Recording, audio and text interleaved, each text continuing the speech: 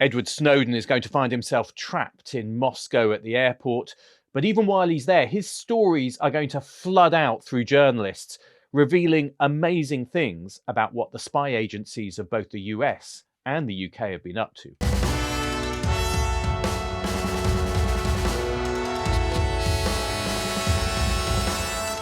In the CIA in particular, you get a lot of training on how not to get into trouble at customs. You have to think about how you dress, how you act.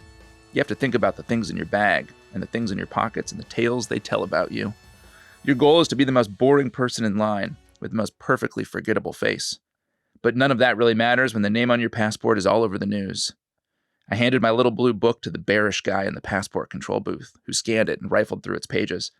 Then the guy picked up his phone, grumbled some words in Russian, and almost immediately, far too quickly, 2 security officers in suits approached. They must have been waiting. The officer in front took my little blue book from the guy in the booth and leaned in close to me. "There is problem with passport," he said.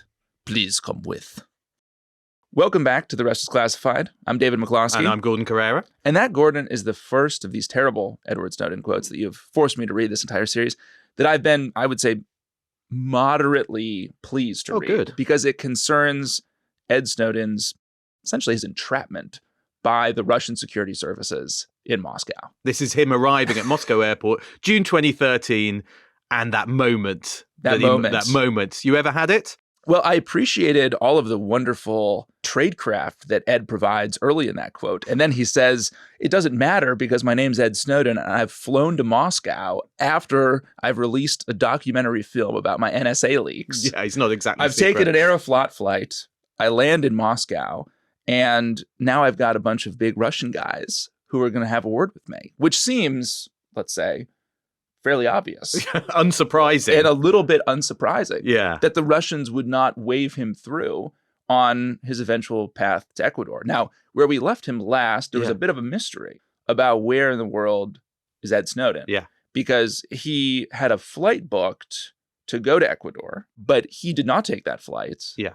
And he is now essentially stuck in Moscow. In what appears to be the kind of transit area of Moscow. So he's not actually, and it's very interesting, they don't actually let him technically go into Russian territory. They kind of detain him in a kind of halfway place. And these people come to see him. And the they here, we should be clear. Ah, the FSB. The Russian Federal Security Service, the FSB. Notable alums include Vladimir Putin. Yeah. Okay. They've decided they want to chat with him. Yes. And there's a little, I won't make you read too many quotes because I'll read a little bit. Oh, you won't, Gordon? No. Yes, you're being generous here. But on I'll our read fifth one. episode. At the center of the table sat an older man in a finer suit than the others, the white of his hair shining like a halo of authority. He cleared his throat, stop it, spy novelist, and gave me in decent English what the CIA calls a cold pitch, which is basically an offer by a foreign intelligence service that can be summarized as, come and work for us. I knew I had to cut him off. Listen, I understand who you are and what this is. Please let me be clear that I have no intention to cooperate with you. So they're pitching him. He's open about that. They're saying, we know you got a bunch of secrets. Come be a spy for us. Or come be our man. Yes. And he's saying no. And he's saying no. Yes. Yeah. Good for him. He's really putting his foot down here in Moscow's airport in front of the FSB. Yeah. With absolutely no leverage. Yeah, it's true. He has got a problem. In the world? He has got a problem. His US passport's cancelled. You know, this FSB guy points to this massive media scrum, which I guess they can see through a window.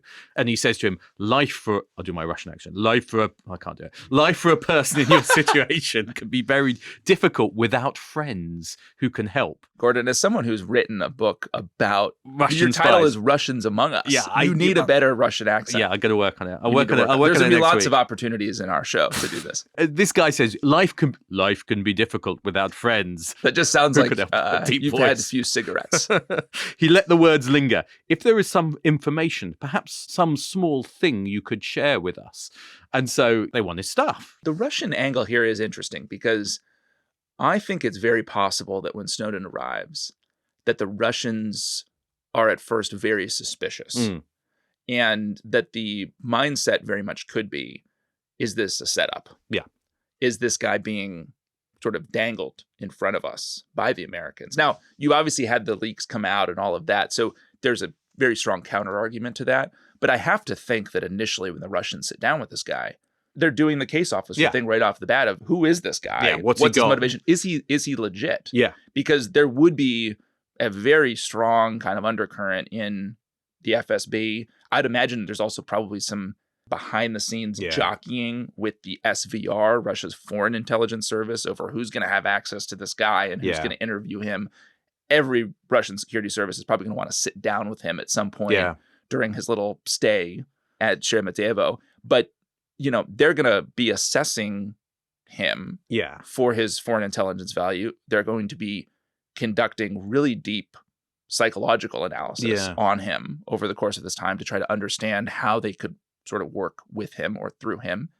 And we should also note, I think this is a really important little detail that good old Ed kind of is a little bit vague about, I would say, in his memoir, is what did he bring, or did he bring anything with him to Moscow? Because certainly if he brought any electronic device, any memory card, any SD card, any USB stick, whatever, regardless of the encryption, the assumption has got to be that the Russians are going to image it, get access to it pretty quickly. Yeah. Let's hit that question. I mean, he's there in the airport, and he's going to leave the airport, but he's not going to leave Russia. He's stalled there while a lawyer, provided, I think, by WikiLeaks. Right? Well, he's got one lawyer linked to WikiLeaks. He's got another one linked to the FSB. Oh, yes. I forgot about the more objectionable lawyer. And knowing that the Americans are after him. I mean, there's a fascinating bit here where a few days later, the president of Bolivia leaves Moscow airport on his own private jet after a meeting, and the US gets it diverted to Vienna because they believe Snowden is being smuggled out on board.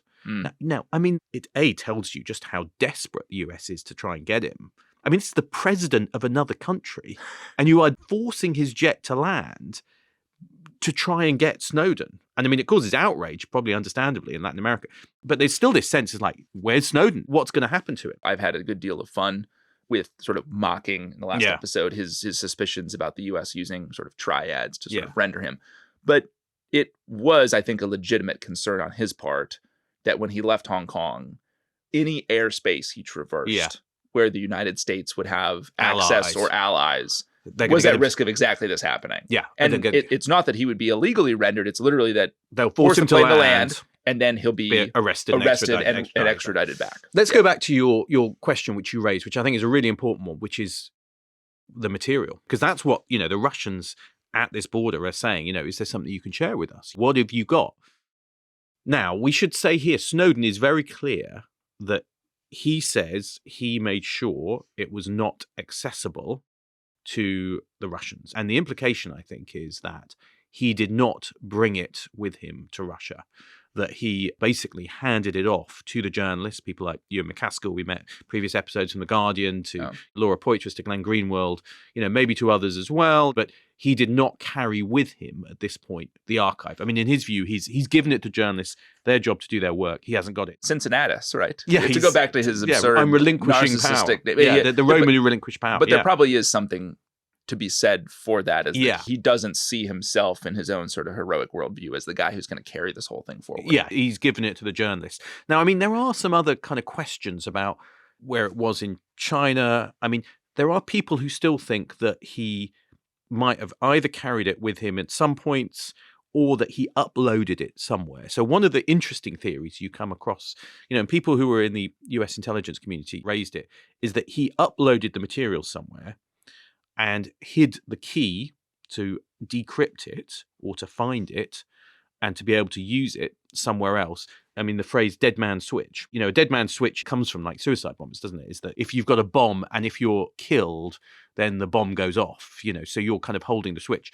And the electronic version is you upload it somewhere and you have a trigger where if you are taken out of action, rendered, put in prison, killed, effectively the trigger is released and the stuff emerges into the public. So that's been one of the question marks, is whether he kind of hid the material somewhere as a kind of form of protection, with the idea if he was arrested or stopped, the dead man switch would operate and then the material would be released. Now, he's never said that. That's just speculation. That's speculation, right? But that some people have. But it's an interesting theory, and it is just a theory. And the other one is that this material was just very well encrypted on hard drives and taken by people to other places. Well, the other angle here is that he did this actually as he was taking the information originally from NSA. a lot of the documents essentially have his own digital imprint on them to show that he was the one who downloaded them and took them out of the National Security Agency.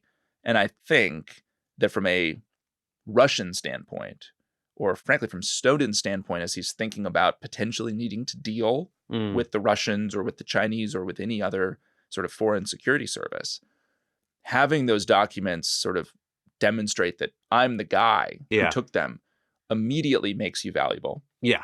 And frankly, the WikiLeaks minders would have been insane for him to not come to Russia with something to show that he is who he says he is. Or something like that. A key or a sample of the documents. Yeah. Now, I will note, though, that the House Intel Committee report on Snowden, which takes a very dark view of the man, says straight out that the U.S. is not clear on what Russia or China have eventually gotten access to. Now, it's safe to assume that anything the journalists had access to, the Russians or Chinese probably could have gotten. Yeah. But again, from this whole trove, it is a bit of a mystery. It is. What exactly Moscow got access to. Yeah, you're right. It is a mystery, which is still there. And I've been asking people about it, as we prepared for this. And at the time, there was a lot of, well, the Russians and Chinese have definitely got it. They must have got it.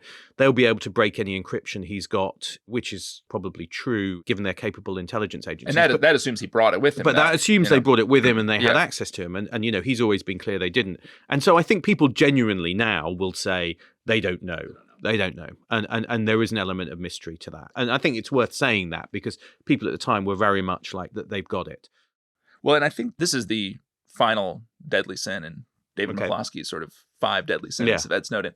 It's not that he is a Russian or was a Russian asset. Yeah. It's that he has allowed himself and allows himself through the process to become a Russian stooge. Yeah. Right. To become the stooge of a foreign adversary. Because what I think the Russian play here becomes is actually a very subtle one in some ways that I think really reflects Snowden's psychology, which I think the Russian pitch to him becomes, let us help you tell your story.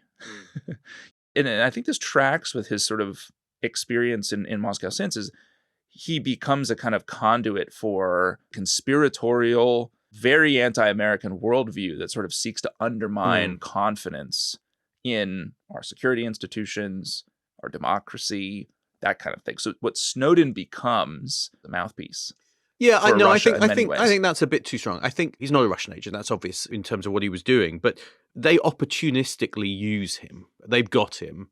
They give him political asylum. He's stuck there. This is the Russian way. Information operations, they think how they can take advantage of this. And so here we are. Edward Snowden's got political asylum.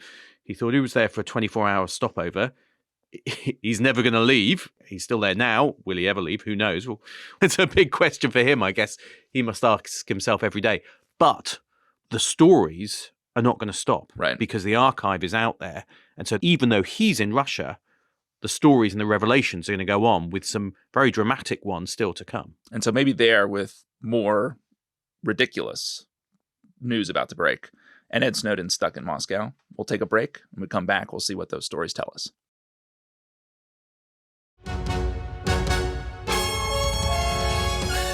Well, welcome back. Edward Snowden is still ensconced in Moscow, and there is now kind of a rolling tide of stories that are breaking. And now Snowden, of course, American contractor, all this stuff coming from his NSA leaks. But because of the very interesting connections between America's Signals Intelligence Agency, the NSA, and the GCHQ Britons through this kind of Five Eyes agreement, in which there's a tremendous amount of information sharing, a lot of these stories are really going to start to reverberate across the Atlantic in the UK. That's right, yeah. Lots of them are about Britain. And I just remember this kind of tide of stories that came out and was coming out in this period, which is now in the hands of journalists. And I kind of remember it very much as a journalist covering it, where you just every day you would wake up not knowing what amazing revelation would come and that you'd be following up on. It's not easy as a journalist when you're not doing the story yourself. It was a bad June at the National it was Security a busy Agency. June. Yeah, it was rough. Bad June. It was rough. And, the Guardian is certainly leading the way of this. And the editor at the time was a man called Alan Rusbridger, kind of veteran editor of The Guardian, a kind of owlish, intellectual, piano-playing figure, very well known in Britain. Americans will recognize that as their caricature of every editor of any British publication. Especially, but an interesting man. And he'd also thought through this very carefully about what they were going to reveal from the archive, because there's so many documents. And, his instructions to his journalists were focus on mass surveillance and not other stories, even if they were interesting. You can see what he's thinking there. This is a kind of public interest journalism. We're going to do a certain category of stories. We're not going to do stories about, for instance, the NSA hunting al-Qaeda terrorists in Pakistan, because there's not a kind of public interest in terms of revealing surveillance. But of course, it does mean that all the stories are about, on the whole, maybe with one or two small exceptions, about the kind of darker side of surveillance, rather than, if you like, what else they're doing and the other side of things. But that was the kind of decision. And you get a big one, even, while Snowden is there in Moscow, kind of waiting for his asylum. You get one of the big ones, which is something called Tempora. This is the 21st of June, 2013. Yeah, 21st of June, 2013. So very early, still just a few weeks in. And I remember this was a particularly big one because it was about GCHQ, Britain's version of the NSA, tapping the fibre optic cables through which data travels. And it was part of something called Mastering the Internet. Again, it's one of those, names which, if they knew the slides were going to be revealed, they might not have called it Mastering the Internet, because it sounds quite ominous. How did it get a code name that sounds like a shrimp roll?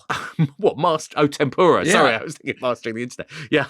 Your code names are worse than ours. Yeah. The story. Stellar. We got Stellar Wind and Muscular and things There's like a few others we haven't talked about on the American side, like Boundless Informant. Yeah. And Byzantine Hades. Yeah. And you guys have Tempura. Yeah. I think it's quite British in its own way. The phrase mastering the internet was actually born out of an insecurity in the intelligence community, because in the Cold War, GCHQ and NSA were basically monitoring Soviet communications, particularly Soviet radio, military traffic, and, leadership traffic, to kind of understand military instructions. Then in the 90s, you get two things happening. One is the Cold War ends, you get the arrival of things like terrorism, and you get the internet arriving. And of course, what's different is the targets are now things like terrorists and organized criminals, and they are not using a kind of discrete radio traffic. They are using this very public global communication system, which is just emerging, which is the internet. And their messages and communications are hidden amongst the communications of everyone else. And so there is this point in the 90s where I think the intelligence agencies worried that they would not be able to cope with this, that you've got this kind of flood of information, their targets hiding within it. There's kind of encryption, which is making it harder to read the traffic. And so they basically think, well, this could be game over for us. And we're going to use the intelligence phrase, we're going to go dark. We're going to lose the ability to monitor our targets. And so mastering the internet is basically them thinking we need to be able to master internet traffic in order to keep doing our job. And to find the needle, you essentially have to hoover up the whole haystack. And that's one of the questions is, do you need access to the haystack? And so they start to basically tap these fiber optic cables through which the world's data is flowing. And Tempora, amongst other things, buffers and filters that to extract what they want so that they can search through it. It's a big, ambitious project, but it does mean you are sitting these intercept points at global cable traffic to try and extract the information you need and to look for the people who are hiding in that traffic. But it does mean filtering through the internet and the world's traffic to look for stuff. When that story breaks here, now, I realize that you guys have not gotten around to writing a constitution yet, despite your country existing for a very long time. But what's the reception? Because GCHQ is actually operating with fewer restrictions. I think it is. Right? Than your American counterparts at NSA. So I'll tell you a funny story, actually, which is still very vivid in my mind about when Tempora comes out. I remember calling someone from GCHQ and I said, what could you tell me about the story? And of course, they go, we can't comment on any of our kind of classified operations, which was their line. And I said, well, is this legal? How is it legal? And they said to me, everything we do is legal and authorized. I remember this, asking the kind of obvious journalistic follow-up question, which is, under which law is it authorized and legal? And there was this silence. And what you realized was it was legal, but they couldn't even tell me publicly under what law it was legal. So the legal basis for it was secret. And I can now tell you what it was, because we learned later it was Section 94 of the 1984 Telecoms Act, which is fair to say was pretty obscure and written before the internet era. But that was being used as the kind of secret legal justification. British school children don't recite that. Yeah, it's not quite like the Constitution. Days. And that was the problem they had, which is they could say to themselves, well, this is all legal. We've got an authorization here from the minister, which, says that we're allowed to do this. But it was so obscure that they couldn't even publicly say under what law it was legal. And that was the kind of problem they had, is that they built this massive capability at GCHQ. Massive capability, but in secret, from this culture of secrecy, which came from Bletchley Park, and where they assumed it would continue to be secret and that it would never be revealed. And they never thought they'd have to kind of justify it or explain it. Yes, they went to, ministers, the foreign secretary, to say, please authorize this capability. Would the foreign secretaries even have understood what it was they were authorizing and the scale of the data? Because a lot of this stuff, frankly, is really technical. The kind of how many gigabytes a particular bearer can extract from a fiber optic cable and how the filtering is done. I mean, that stuff is complicated. Right. Well, and if you look at the slide decks, one of my former lives, I used to make slide decks with some regularity. And this is a how-to class on how not to make slide decks. Because, these things are extremely hard to understand. Even the ones that have been used as kind of front page sort of news, right, tend to be quite technical and really hard to dig into. In this case, though, GCHQ, though, is not operating with the same restrictions as NSA in terms of what it collects on British citizens. It is different. It is different. It is also a foreign-facing intelligence agency, but it is also, there are not quite the hard lines that there are in the US about domestic and foreign that the US has. And it is also true that the kind of legal basis was, it's a different culture. And you still had these very general warrants, which would allow people to just basically go, yeah, you can scoop up all this data. Things like Tempora capturing billions of bits of data every day. And so I think, this is where one of the really significant question comes, which is, it's not that the programs were illegal. They were legal, but they were very opaque and untransparent and arguably therefore kind of unaccountable in some ways because of the kind of extreme secrecy around them. But that's very different from saying they were not legal. That is a critical piece of this, because you will, I think, frequently see articles written in the aftermath of the Snowden revelations that will call a lot of these programs illegal.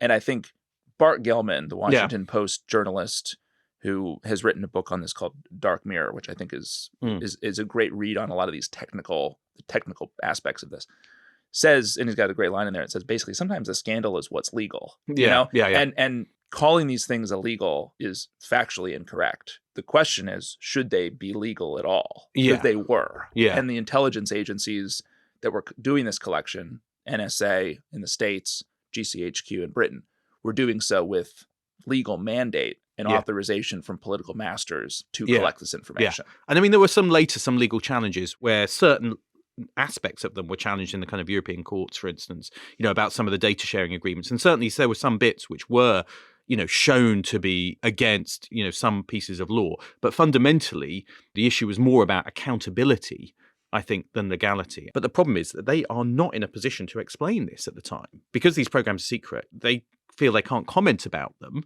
And so all of this stuff is just coming out in a kind of, a flow of stories about GCHQ. And there's some other, really interesting ones. I don't think we've got time to do all of them, but there's ones about, the efforts to defeat encryption. So people rely on encryption to kind of communicate secretly.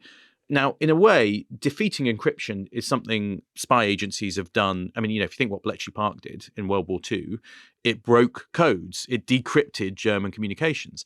And so it's maybe not a surprise that they're still trying to decrypt communications in the modern day. But the problem is the types of encryption are types of encryption used by all of us to communicate over the internet, rather than it being the German Enigma machine you're trying to decrypt. So you're effectively trying to defeat or undermine a general form of encryption, because that's the form being used by terrorists, for instance, or other states. And, they have these programs.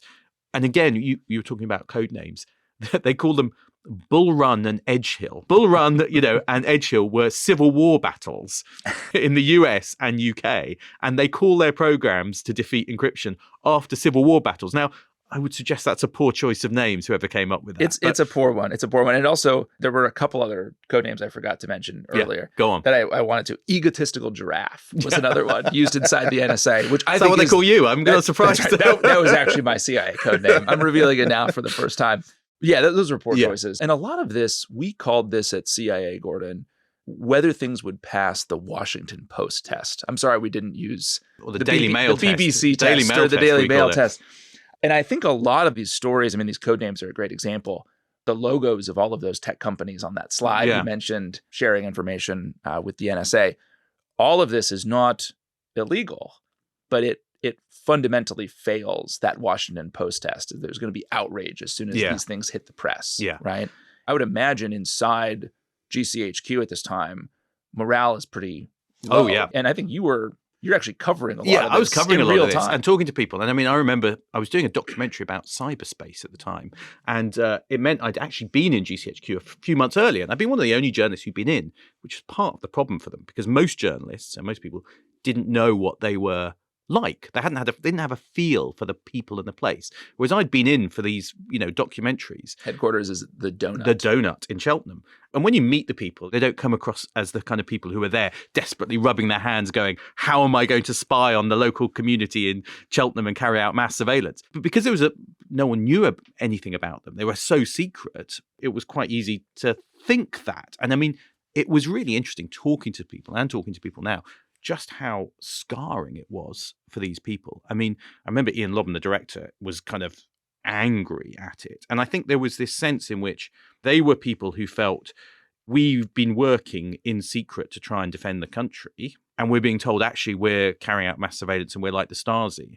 And they found that disjuncture between how they thought of themselves and how they were portrayed, that there was some kind of rogue agency, really difficult. Someone said the parents of other kids at school sometimes would be like, oh, you work for GCHQ, or I think you work for GCHQ, you're one of those spies. And the irony is, most of the people there were Guardian readers. I think if you would have done a poll of GCHQ prior to the Snowden leaks and did which is the most popular newspaper, I guarantee you it would be the Guardian. These were not secret state denizens out to kind of spy on everyone. What is the U.S. equivalent of the Guardian for our American? I don't know. I other mean, listeners? these days it's probably the New York Times, slightly more liberal end of the spectrum. Would you say? Yeah, that would be the. I mean, it is a kind of liberal campaigning newspaper. I think it was traumatic for them. Sure. It was really traumatic. You also get a kind of some revelations which are awkward and which I think do raise some questions. And we talked about the mass surveillance ones, but there were a few others which edged into different areas as well. And so you get to ones which are about the kind of diplomatic spying or espionage. There was one in which GCHQ was accused of spying on diplomats who'd attended a G20 summit in London in 2009, including the kind of South African and Turkish delegations. And they'd used fake internet cafes to hoover up their passwords. It's a kind of classic spy thing. Right. And is anyone surprised by this? Well, I'm shocked that people are surprised. And this is what's so interesting, is some people are surprised by that. And some people are like, well, isn't that what spies do? Right. Because to be clear, I mean, just to center this is basically GCHQ spying on foreign diplomats. Yeah. Right. So this is an effort to collect foreign intelligence from a foreign national using signals. And I remember that was some people in the public were like, this is outrageous. And other people were like, isn't that what we pay spies to do? And you could see a kind of bifurcation of the debate around that. I mean, the one that got really hot, though. This is the fun one. This was the fun one, was after a few months, and Snowden had parceled out his information in an interesting way to lots of different countries. As well as The Guardian, he'd also given it to kind of Brazilian journalists, and he also gave it to German journalists. And they would find one particular story, which I think became one of the more damaging ones, which was that the NSA had been tapping the cell phone of Angela Merkel, who was then the Chancellor of Germany, possibly as far back as 2002.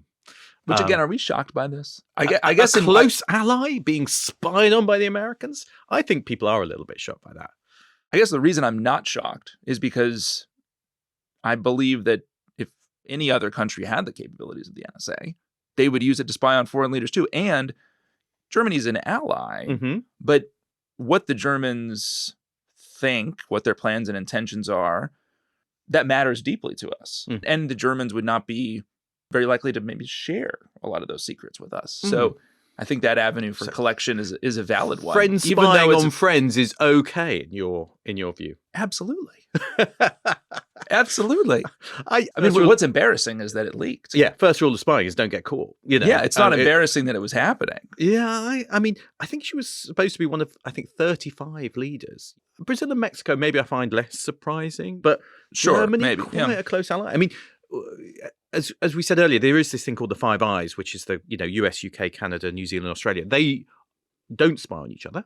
Supposedly, I think there might be, Yeah, no, but that's a kind of deal. They share stuff, but there's nothing like formally written down in terms of no spies. I think it's a bit more of a wink and a nod. I think it is unless there is an overriding reason you don't spy on each other. That's the kind of general rule. And anyway, there's some interesting stories about when that might have happened. But this is back to deadly sin number 4 of the indiscriminate, complete lack of sort of proportion in the Snowden leaks. And this is where I do think we should think of him as a privacy jihadist, because he has provided this information on Angela Merkel's phone, on these other foreign leaders, on GCHQ spying on foreign diplomats. This is all completely outside of the conversation on domestic surveillance, be it in the UK or in the US. This is not about surveillance on British citizens, American citizens. This is about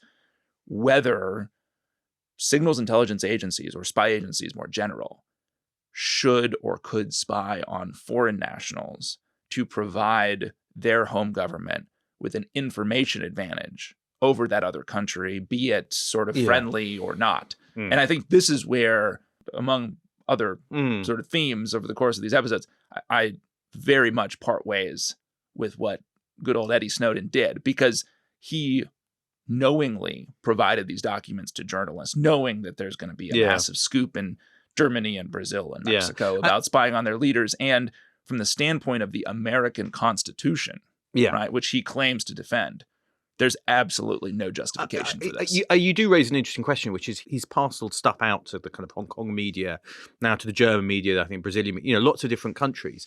And it is interesting because it is slightly at variance with the idea he is blowing the whistle on mass surveillance by the United States within the United States. Whether it's him driving this or whether it's the journalists or whether he's quite hard to know exactly, but it seems to be more about let's expose the global surveillance capabilities of the NSA. And his view seems to be that any surveillance of people, so it's not just American people, is something to be exposed and to shown. And I think that is slightly at variance with his original kind of claims about the kind of constitutionalist stuff. And it does seem to be more about undermining the principle of surveillance, of the idea that traffic and data should be scooped up about people from the internet. It's again more to that kind of purist idea he has, as opposed to the very domestic American idea. And we should say that these types of collection platforms and capabilities, when they're targeted, let's just take the stuff targeted at foreigners.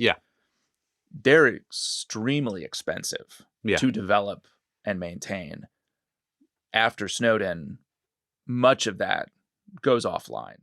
From the standpoint of taxpayers, Britain, America, it's a massive loss, right? It is essentially a theft. We'll come back to the kind of damage. We'll come back to the damage. There are a lot of capabilities he's providing and he's revealing, and some of the kind of spy kit the NSA uses and ways in which it can operate. I mean, it would take so many podcasts just to kind of go through the range of stories about what he's showing. I think the Angela Merkel one, though, is interesting because she is livid about it, supposedly, and the Germans are very upset, and it's a big story in Germany, and it does do some damage to kind of relationships, maybe not permanently, because I think, one of the interesting things is if you're the German government, you've got to be outraged, haven't you? Because you've been spied on. But also, you're relying on a flow of US intelligence to help your country and keep you safe. Right. And so there's a little bit of the outrage, which I think is performative for the public because they're outraged that their leaders are being spied on. But beneath the surface, I think there's a bit more realism about it. And I'm sure Merkel is just pissed that her cell phone's being no one wants listened that. to anyway. Yeah. And so maybe there with the UK government just overwhelmed by this massive tide of stories, let's end. And when we come back next time, we'll see how the UK government starts to strike back, where they literally threaten The Guardian with being shut down unless they turn over that archive. Join us on Wednesday for that, although members of the Declassified Club, of course, have access to the episodes right now. And you can also access our 2 bonus episodes and hear this Friday from a top US government official who was right at the heart of the Edward Snowden affair. To sign up, go to therestisclassified.com and take advantage of our launch discount. Doesn't get any better than that. A sort of mystery former U.S. government official, I'm sure, from a super squirrely agency. So do join us for that, and we'll see you next time. See you next time.